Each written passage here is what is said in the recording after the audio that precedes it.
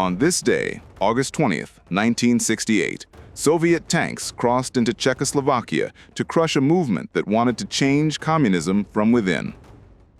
Earlier that year, Alexander Dubček had become leader of Czechoslovakia and introduced reforms aimed at creating what he called socialism with a human face.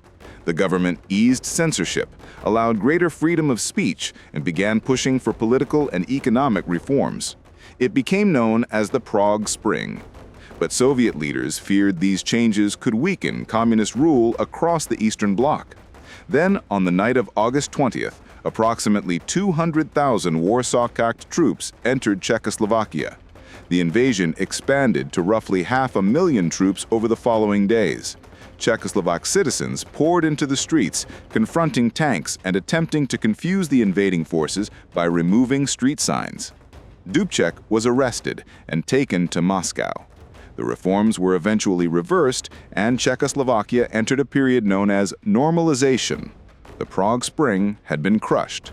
But the invasion also exposed something important about the Soviet-led Eastern Bloc. There were limits to how much independence its countries were actually allowed. And that's what happened on this day, August 20th, 1968. Like and subscribe for more stories from history.